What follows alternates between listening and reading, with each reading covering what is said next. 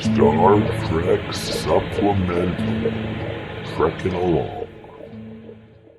Hey, Chase. Sam, are we going to watch a good episode of Trek at some point? We just did. We just watched Star Trek Enterprise, A Night in Sickbay. How long were we in orbit? Groveling? 6 days? 5, sir, and it wasn't exactly groveling. Apologizing, asking forgiveness, just because we ate lunch in front of them on our own ship months ago. I call that groveling. They were offended. The Cretaceans manufacture plasma injectors. We need one. We spend 6 days groveling, 5 days. and when they finally agree to talk to us, we go down. And what do? They keep us waiting for 12 hours and then send us packing. No explanation, no plasma injector, just leave. Go back to your ship. We obviously offended them again. I think a lot of critics would disagree with you. Critics, like who? Well, there's a lot of people online who really don't like this episode. You're kidding. Tell me more. No. Oh, okay. Well, that's the episode. Thanks, everybody. If you don't know already, I'm a big fan of Jamal Episcopon, also known as Jammer. That's the name I know him by. Yeah, Jammer. Jammer does a lot of reviews for various, basically sci-fi TV shows. It took him a while to really catch up for the most recent Treks to get some of those online. Do you know how long he's been around? Oh, I'd guess probably 15, 20 years. Oh, okay. He's been doing this a long time. He's gotten episode reviews up all the way back through to DS9. He went back and did TNG. And he also did for Battlestar Galactica, and I believe he also did Andromeda. So this guy has a lot of stuff online. So if you're looking for reviews, go to Jammer Reviews. Jammer's reviews are great. So Jammer has a really interesting perspective when it comes to Star Trek. He likes episodes that are really by the book. Those that are very much character drawn and do well in terms of the integration of special effects.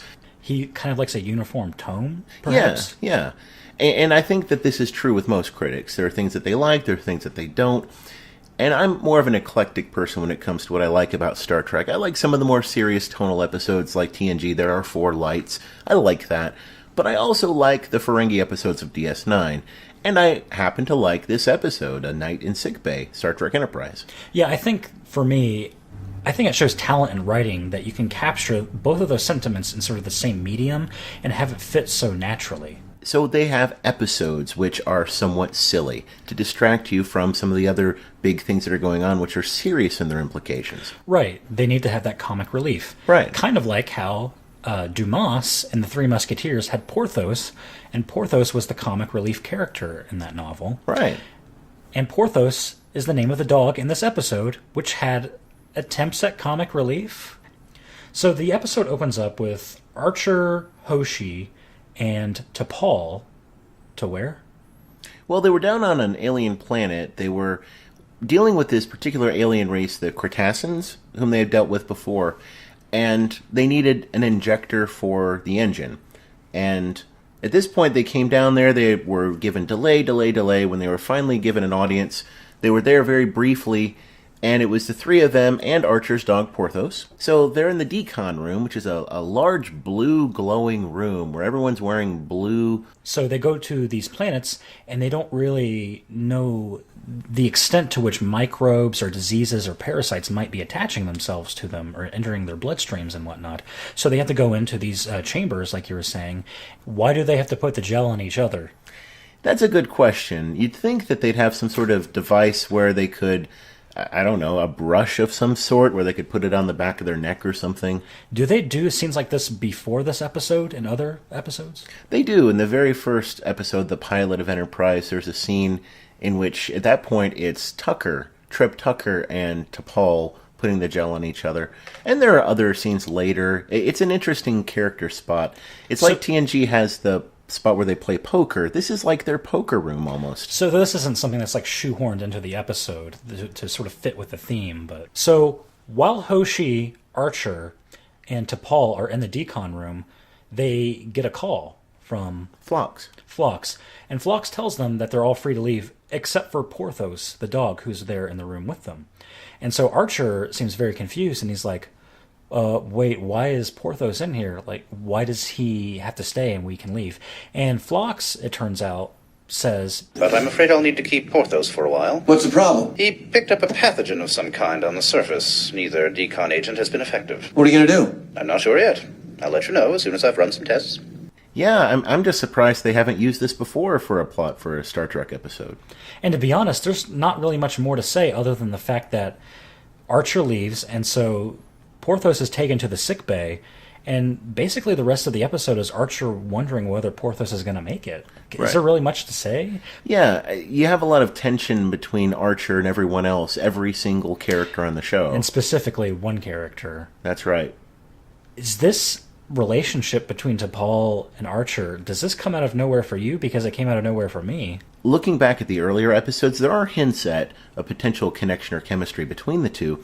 That said, it's not very much at the surface level, and you could even argue that the reason why the writers in this episode wanted to have this episode was largely so that they could potentially bring these characters together. Well, let's pretend that all of it is just unconscious, and therefore we'll bring in some Freudian analysis that says, okay, interpret all of the anger that Archer has shown over the last 2 years to T'Pol, and that's really the chemistry. You just didn't know it. Freudian? Don't you mean Polarian? Polarian, well, whatever they call it on the show, but it is patently ridiculous. It's like, wait a second. That's interesting because one of the other criticisms of this episode is people talking about Archer's character. So we just talked about the relationship between Archer and T'Pol that kind of pops up. But let's talk a little bit about how Archer is portrayed, because a lot of people are very much upset about how he's very off the handle in this episode. He gets angry very easily, and that's often cited as a criticism. What does Archer look like when he's been tested by lack of sleep? And this is that side of Archer. I have 4 big observations about this episode. They are these. The episode really isn't as bad as people say. The episode is actually good because of the ways in which it is bad. And this is a big character episode. The fact that Archer actually has an arc as his character. He changes. He becomes more humble as the episode goes on. And finally, the reality of being in space and having to become more humble is actually believable. The metaphor for this episode that I have is that Archer is that college student, now out on his own, having to face a cold, cruel world in which he has to negotiate the space with others. There he is sitting in his dorm room, bouncing his water polo ball off the wall. He's watching on his little laptop screen. He's watching a water polo match, and he's stewing in his own juice. He can't have his little pet there, and he's angry. And then he has to go to the sick bay, and then he has to have this odd couple relationship with Phlox in which they're playing the scene off each other for humor. But that said, Archer's character changes as a result of this experience. And he does happen to have a good question come out of this for him, which is, wait a second, what is my connection to these other people? And you get to see that other side of Archer that you might not have seen. Granted, you might say, well, why would we want to see a character like this? In the 3rd season, with his Indy arc, you see Archer pushed to a lot of emotional extremes. He's forced into the torture question. He's put into situations where he has to decide, well, we're going to have to ransack an alien ship, and we normally wouldn't, but we have to go save Earth. So he's given a lot of bad choices that he has to make the best out of, and he's pushed to the extreme. He's pushed to his limits. I would say that this is one of those times in which we see an incipient form of that in the 2nd season, where Archer, he's not the same Archer that you've seen in earlier episodes. And there's a reason for that, because he's a human being. And a little bit of his humanity is starting to show when you put him under this pressure and he starts to crack. You know, a lot of people complain that Archer had such a startling representation before this episode, but you make an interesting point about how he's working in relation to the other characters, right? The jogging scene. How's your dog? Nice of you to ask. We'll know in a couple of hours.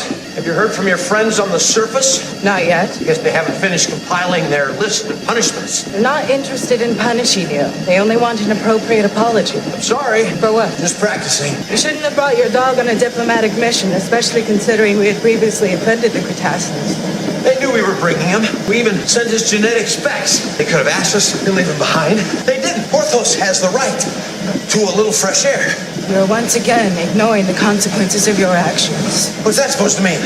You obviously place more importance on the quality of the air your pet breathes than on the quality of the plasma that drives your ship. I'm not questioning your pluralities. I'm questioning your priorities. And I would argue, because some criticisms I've read of this episode make the point that this episode revolves primarily around Porthos, the dog, and dogs aren't really characters, so what's the point of including that into the story? And I would, of course, take umbrage with that because I think dogs can be good characters.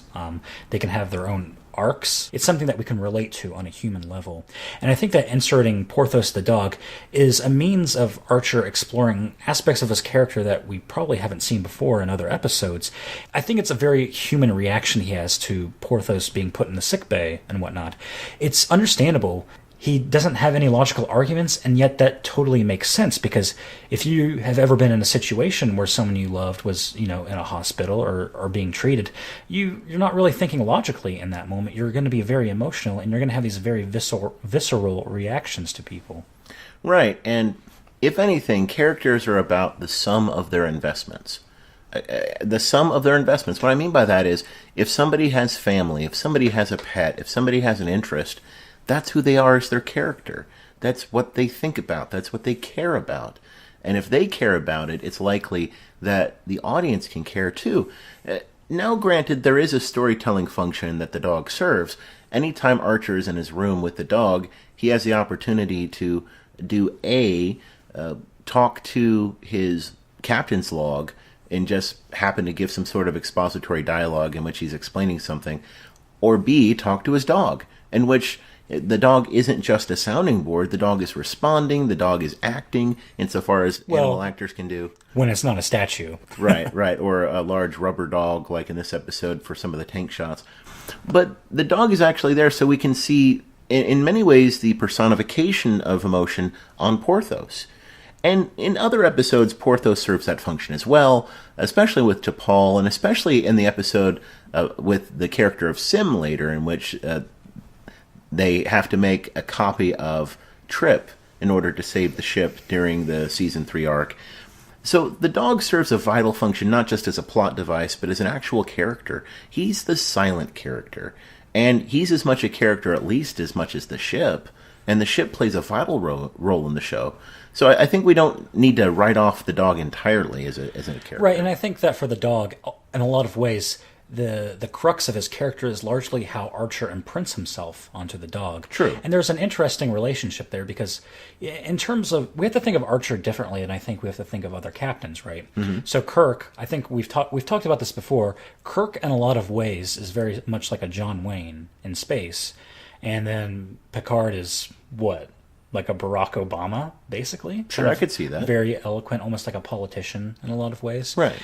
How would you describe Archer? You didn't answer my question. Porthos has one paw in Beagle Heaven because these jerks didn't bother to look at his genetic profile. Am I supposed to ignore that? I would think you'd be more interested in Commander Tucker's opinion. We've known him for many years, if I'm not mistaken. It would be nice to have all 5 plasma injectors working, but it's not essential. We can do fine with 4. And the 5th one just started to act up. We might get another 10 light years out of it. Have you considered that your anger may encompass more than just Porthos and the Cretacids? I would say that Archer is actually maybe a Tim Allen in space. And no, I'm not going to go a Galaxy Quest route. Really goes back to Scott Bakula, of course. Scott Bakula is probably the nicest actor in Hollywood. And this episode adds to the gravitas of the character, and I think that does something meaningful for the role that Archer's character plays in the rest of the series. Yeah, and it's not really fair to compare him to, say, someone like Picard, right? We wouldn't really expect this behavior from Picard. He has this very sort of cold, rational, logical way of handling things. And for me, it's a lot more emotionally interesting to watch someone like Archer, who kind of react like a normal human being would to a lot of these situations. And I think that's where some of the criticism of the character falls apart for me. With Archer, the way he's reacting is probably the way I'd react if one of my pets were, in the infirmary. Right, and maybe the response of fans might be, because a lot of fans stopped watching Enterprise initially in its run after this episode, maybe the response would be, well, maybe this is a side of Archer we don't need to see. Well, we've talked about this before, but I think you could probably go more in depth. Is there a certain rigidity to, how we view series and whatnot? Like, I really like The Next Generation, and Picard is the way a captain should be, right? Mm-hmm. As opposed to sort of, the people who are fans of TOS and saying, Captain Kirk is the best captain, this is how a captain should be. And there's kind of like that very much, it has to be this way, the old way is the best way, even though the new way becomes the old way in a lot of ways. Right. There's a certain I would say, conservatism that comes across in Star Trek fans, Trekkies and Trekkers. And by that I don't mean political conservatism necessarily, although there's certainly that. Could be, yeah. Yeah. What I mean is this. Whatever Trek a person happens to grow up with, that seems to be the normal Trek in the minds of the audience for that generation. What I don't necessarily think is fair is to critique the other shows and say they have less value just because they're approaching a different audience from a different generation. Now, to clarify, you're not necessarily being relativistic here, right? Like, you're not saying that they're all equally as good as one another. You're saying that you can understand why people would favor one over another? I'd like to say that I'm more of a committed relativist when it comes to this, and saying that I have a commitment to the relativism of what aesthetically is pleasing a certain audience based on how they grew up and which show they had. Can I look across the board and say that I have my preferences? Well, sure. I happen to like Enterprise. I happen to like Deep Space Nine.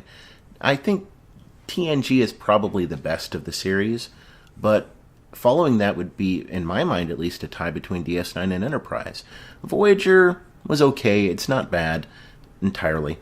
TOS is hit or miss, actually. It has its really good high points, but some of it just... My people don't pets. I thought you said something about the denobulan lemur being highly sought after. Oh, very much so. Their kidneys are considered a great delicacy. Since we've been kind of apologizing, and I don't mean apologizing like I'm sorry, apologizing in terms of defense, right? Right. We've been giving an apology for the episode. We should probably discuss some of the things that we didn't like. I've touched on some of the things I didn't like, but what are some of the things you didn't really care for in the episode? The timestamps could have been integrated in a little bit better way to demonstrate that in the purpose of the episode. The episode really doesn't have a purpose in terms of why we're seeing this night. So I get that. I get that critique. But I do think that all of this does tell us more about Archer as a character, so I'm willing to forgive a little bit of that. I'm willing to go along. But I do think it was a little hokey that Hoshi caught the bat when the other two, Phlox and Archer... That's kind of like a common trope in a lot of stories, right? Like, these two characters spend all of this energy trying to catch something, and another character comes in and does it immediately, right? Yeah. Watch out! Don't let her in the corridor! Hey, are you alright? What are they trying to do to you? And Phlox is actually one of my favorite characters on the show. After the triumvirate of Archer, T'Pol, and Trip Tucker, I really think that Phlox is the heart of the show after that. He's the one who, when everyone gets a hangnail, they come to Phlox. And well, he has his own nails, as we've seen in this episode. yeah, he's trimming his toenails, and then he's taking the toenails. I will say, with the toenails, right, he clips off the toenails, and then he feeds it to some sort of animal in a cage. Yeah. For the sake of argument. Yeah? What do you mean, yes? You're the psychiatrist. What am I supposed to do about it? Am I supposed to ignore it? Am I supposed to say something to her? Neither. Neither. If you were ignoring it, you obviously wouldn't be seeking my opinion, especially under these circumstances. As for discussing it with the sub-commander, that's entirely up to you, but I can't imagine an outcome that would do anything but make matters worse. When you read a summary of the story online, it doesn't work as well. I think that there's an internal logic to the scene that happens, and it flows okay, because what actually leads to him interjecting with that question is Archer is talking, well, he's not talking, he's complaining about all of the things that's been happening to him. I'm not comfortable with 4, Captain. We need 5. We're gonna have to go somewhere else to find you your injector, Trip. These people are impossible. Their components are metallurgically sound, dependable. We could look for 6 months and not find anything half as compatible. But, you know, the ship really could get by on 4 of these things, and also, why wouldn't they have spares of these? You think of all the things in the engine... It's like, it's an intergalactic federation, right? You don't think that they would, like... It's like being in a convoy and not having a spare tire somewhere. Yeah. Why wouldn't I go out in space without a spare engine? It's like, how big are these things? Okay, it's a whole room. Have another room with a backup engine. Well, the injectors, as we saw, aren't even that big. Right, so. These are little things you just pop in there, and you tell me you can't have a suitcase with a couple of these extra ones. They send you out into space. Granted, they did send the ship out in the pilot episode before they were ready. But this is a little inexcusable. And also we're told that Trip is a capable engineer in later episodes. They said, yeah, he can fabricate anything. Why not fabricate one? Why do we have to go to the Cretaceans to get this? That's a little bit of a plot hole. Is it a little convenient that the Cretaceans have one too? But the episode really isn't as bad as what people say, and the points that are bad actually make the episode good. It's funny to see this side of Archer.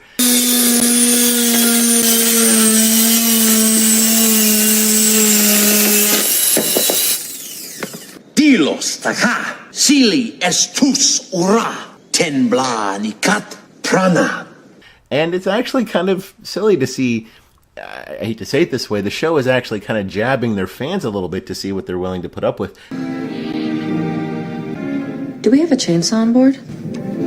As with previous episodes we've talked about, such as Prophet and Lace and Deep Space Nine, sometimes it's fun to have a bad episode that's critically thought to be bad. Well, that's Archer in this episode. He needs to grow up, he needs to mature, and this is one of those places along his character arc where he actually has the opportunity to do that. And we don't see that a lot. You know, this isn't some guinea pig you're working on here. This is Porthos, my beagle, my pal. From what you're telling me, the closest thing your people have to pets are furry little things that go well with onions. Could you imagine Picard in a character role like this? No, not with his cold rationality. And that's kind of why I think I prefer Archer in this role. I don't know, for me, I like a lot of the character moments with Picard, but they're always very much situated for him specifically. They're tailor-made for his character. And when you see a lot of, like, attempts at comedy with Picard, it really kind of fumbles compared to, say, what we saw in this episode with Archer. I think it's just because Archer has that likable nature, and a lot of that is because of Bakula. Bakula is a very likable person, as you were saying earlier. He does a good job of playing the everyday man. So one of the things that Enterprise actually does really well is we learn something about, like, for instance, the various races and cultures. We learn that the Andorians, the folks who have the antennas on their heads, that they actually live on an ice planet. And you have to be very direct and deal with them being somewhat obnoxious. And then there's another group that you have to deal with, that you have to deal with them making empty boasts and threats and just not take it seriously. Not every show does that. Voyager, not so much. TOS, not so much. Enterprise, a lot. TNG, a little bit of that. So really, communication isn't just about translating languages, it's about being able to read cultures. Well, there's a lot of funny moments with that too, which I like this part of Archer because I think Archer's reaction to a lot of these cultural differences are how a lot of us would react to them. Come in, Sub-Commander. Mr. Tucker reports that the new plasma injector is operating well within Starfleet parameters. Did he tell you they gave us 2 spares? So, Chase, let's end the episode discussion with 2 things. Out of 10 points, what would you rate this episode? Honestly, I'd probably rate it about a 5. Really? See, I would probably rate it a 7, just because I think the elements that folks say are bad about it can actually be used to justify it. There's a lot in terms of redeeming value that really pushes it up. I think there's some good character moments. I think for me, out of 10, the reason why I give it such a high score out of 10 is that I have a different rating scale in my mind for bad episodes. It wasn't as bad as a bad episode could be. Mm-hmm. I think actually if it had more schlock, I would have liked it more. I think it was actually not as schlocky as it could have been. But in that case, I have an episode of TNG to watch with you, Captain's Holiday. Oh, I can't wait. I think a normal person might find some of this stuff interesting. And to be honest, when you think about this, UPN might have actually wanted to integrate more of these romantic elements because an average person might want to be interested in that kind of thing. People like to play up the romance elements. I think there's kind of like a fan fiction-y element to that. People really like seeing, characters being put together and what-if kind of scenarios between different characters. Mm-hmm. And you really like the scientific, pseudo-scientific episode of the week, the alien of the week. This episode is probably not for you. But at the same time, and this is something we've been talking about before, be open to different genre of episodes.